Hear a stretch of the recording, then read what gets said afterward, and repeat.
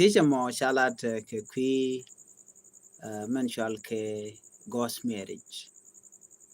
La queen ko de ramejok DJ Queen Shek ki ramamo michi yede che jen DJ Queen Shek maniam en o de ramejok DJ Queen Shek ngulo demo ban je ngaje no ne eno baram jog baje Queen Shek amulot ke nwora dia lot ke je ka culture nwori kan nwore kan dia luskene an gwada ben wertina luze je mishal kamenu de rara de je Queen Shek eno michi yerje je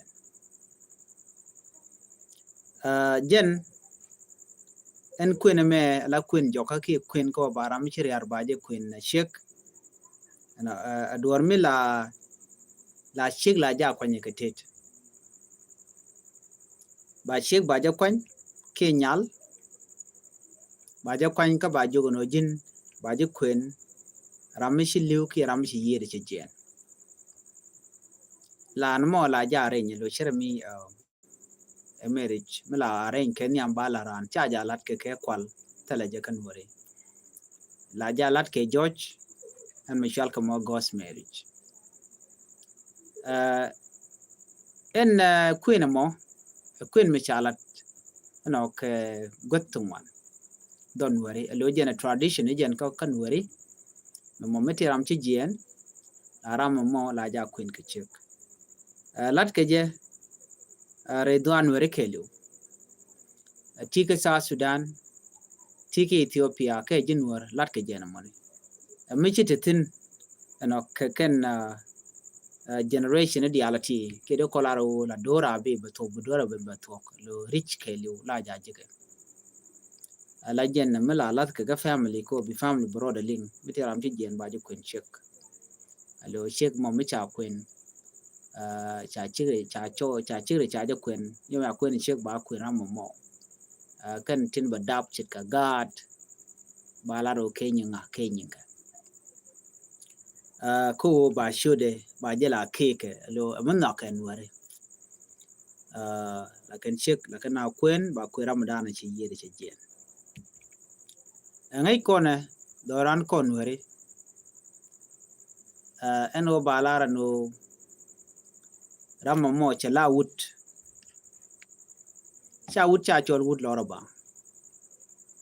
shall you would gwas dan and she take a god ki gwas dan she Queen she take a god ba ko larno she lawut mite karami mo mi chi yede jen akana no Queen tele god ala shi mane ramamo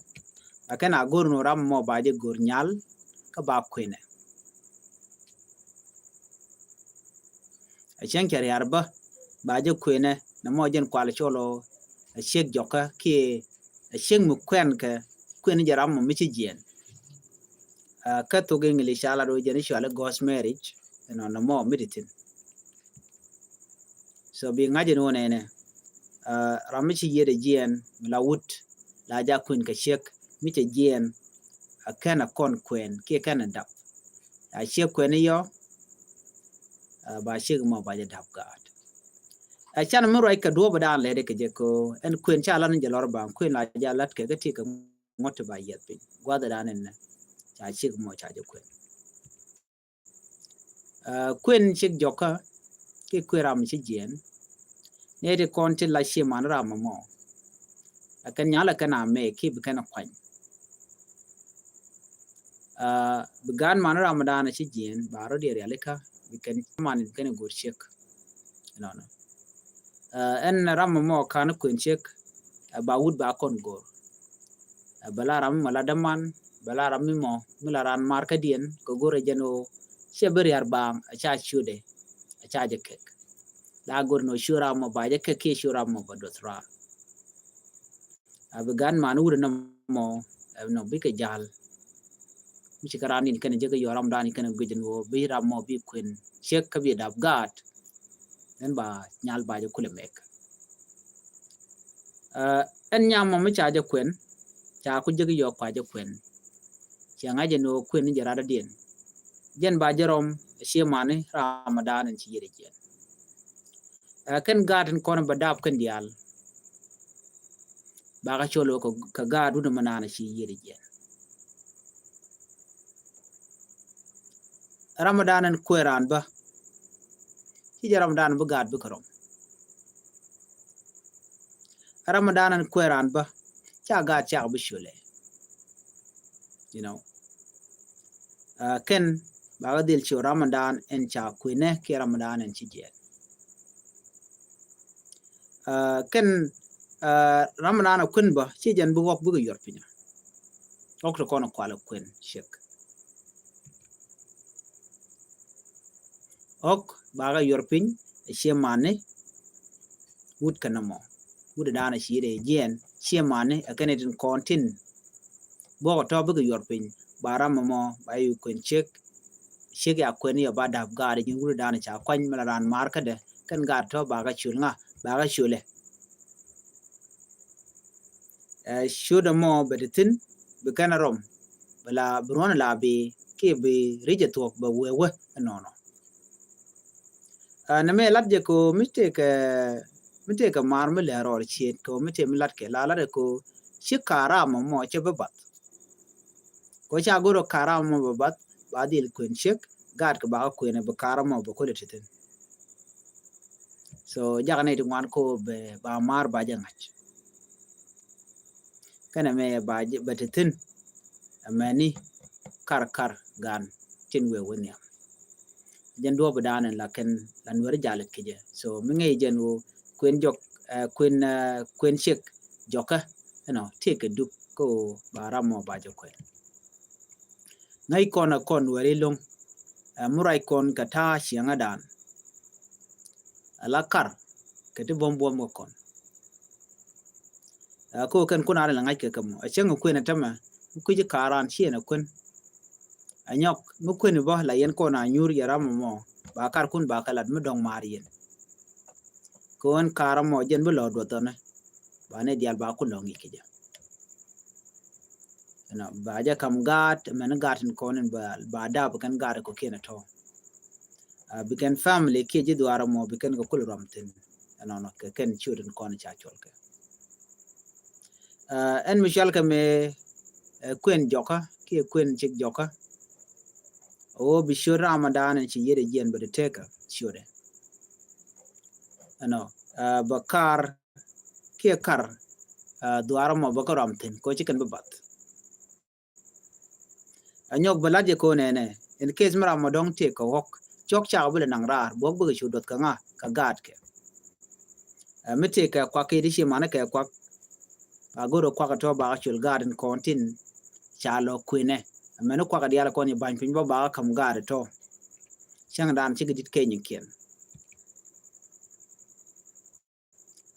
na me lun waren edit kon shiri har kaje ko cha chura mo cha je be parwich ngai kon diala yang very important yang me chala do lat ke je duor la ja gor kanu cha je be yar ko je la te ke me chala nuer mo tuo ko gwase danen me ya dor cha yat pinche tam me ya chek ya ko kwen kara mo don kwen ni je chek ka je la te ke me chela tuo alo che tra mo te ke me chela la no don me chala de che gwa wala nuer ke jen ku yang mo ko yang ja cha tup men kwen ke je che be ka nga che be ka ramadan ku le toy ke je ke ramadan de bagat so la ajela la ke no di mi cha je kwen jok wa bi dil te ke lus ke bi je lo ramadan le ro bi dil nga je gad to che ga du ramadan en toy ke je gad to ke nyanga ke nyang ramadan chi je jen ko cha je kwen ko hoke mi che jen bi nuer je la ke no enemy cha yang martin la te ke duere ngwalat ko rudien ko jin wi der wi jalat ka cha yang mo cha la no cha yang lat kore wala ti kere jen kwala no chin wer chin wala din che jama je ko la ngaje no benwere ru no jen kwala chole nwero na en kwen chik jokana me dong de rano daga je ko dong mishi tai dan cha yat pinge je cheu yar la ja yar ba je ramadan chire ko mo shi blat ko jin jo ni jeno rama bi dab gad mi gad jigle bi chole kenyu ko la ti kriek of course ngai kon dialen go murai kon ka ta shiangan tama an mi chal ka mo e kwen chik joka de kon ngaje no ramadan kwen ka gad chi gad ko tele kariem ko kan toy ke chi ka kan tele changwa tam diane ba de jeng ni ramadan toy ke chi no ka gad ke no kan wore tele je na mo ko tel mi chal diane la kwen karam la kwen ji chek ko no ga je ko cha gor bi shio de babat ki bi kare babat ba kar ba nyo ko mat ke jere kar ko nan te tin gwasmo kan wore kwen chek joka ana sha guje la mijia sha guje lo dong mi chiro lot gwege je lo magwa maganga karpin ke je ke ganga martin ke je ajan ta da na tin wore ke je ngan wore je no ta me mi chaji rom tin ba adan wore ka ja ko niam ano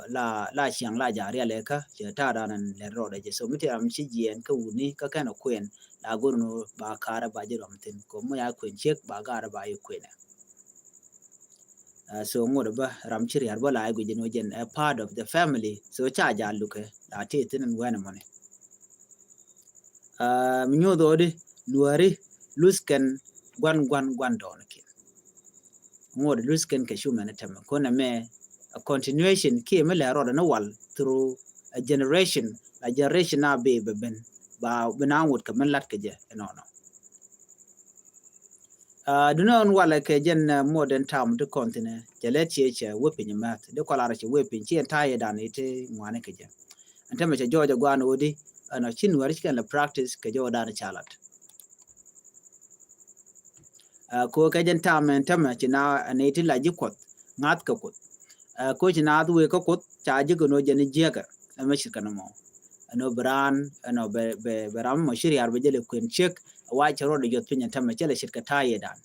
ko je te ka ngoti ji din de paiben ke jele te lo kuni anyok lifestyle ba charo le ger de ko na tama re rang ni ano chi chiang charo ger long aduno de which ngod mi shirka na mo ngod tin and culture mo ngod tin ngod significant ko ngai kan no jen culture dano na ga je no re rang ni chela kwa long ke chela list michran je jien je we da which of course there je kan cham chena mo so na me jeno kon kul ngaje no de ala me chala ghost marriage jen a marriage mi kwen rara den kwen je chek beje kwen gwas me ko ramdana tieje be je kula tika understanding magwa gor jeno beje kwen gwas ke beje lat first what is ghost marriage in the Nuer community? Ghost marriage is one of the most unique and deeply respected cultural tradition in the Nuer community. It is a form of marriage in which woman is married in the name of a man who has already died. This tradition has been practiced among the Nuer people of South Sudan and part of Ethiopia for many generations. It is closely connected to family lineage, inheritance, and the importance of continuing the name of the deceased. According to Nuer custom, a man is considered fully established in society when he marries and has children. If a man dies before getting married or before having children, his family may arrange a marriage on his behalf after his death. This is what is known as ghost marriage in English. In Nuer language, we call it Queen Shek Joka, somebody who dies. In a ghost marriage, the deceased man families select a woman to become his wife in name. The marriage is usually arranged by the dead man's brothers or close male relative. The woman then live with family, and children born through this union are socially recognized as the children of the deceased man, not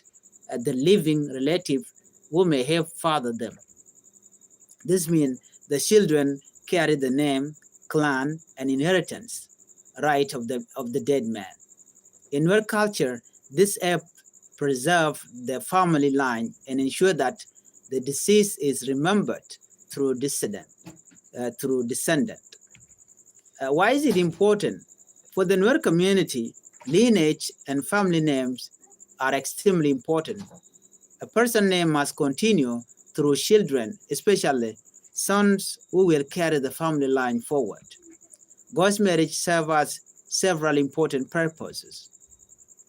It preserves the deceased man's name. It protects family inheritance right. It keeps cattle and bride wealth within the lineage.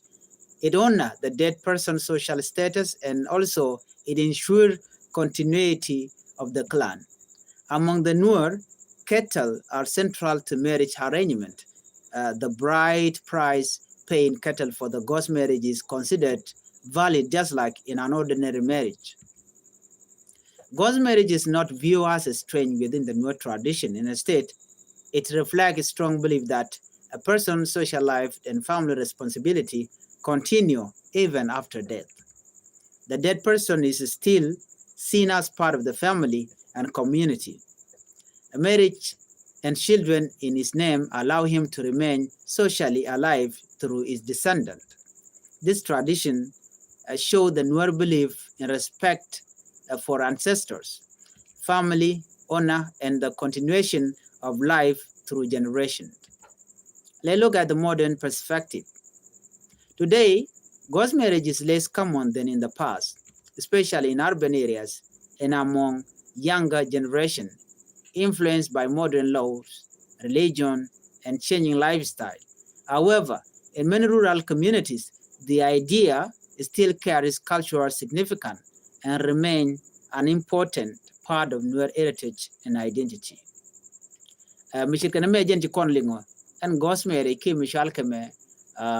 queen shek joka ki ramimo mishi yede jien ka culture Nuer ki ka shang Nuer chol kana magwa ko jen ko kar ko kramten ki rama marten ramimo mishi queen wun mishi yede jien ki mishi liu ano gara ko la ka shul ke je mite mishi dot baka je baje kamnga baje kam gad chang men chi jaram dan and tosh kane karam dan and chi yede je kan wana mo mediten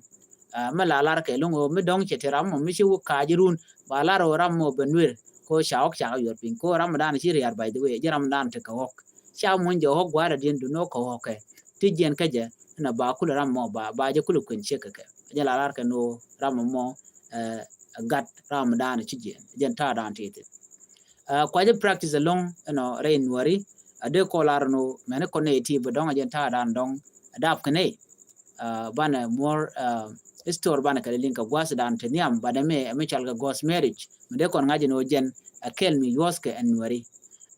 ka kan nepal dawich re ak che kwa mat ne me jen dan dong de gode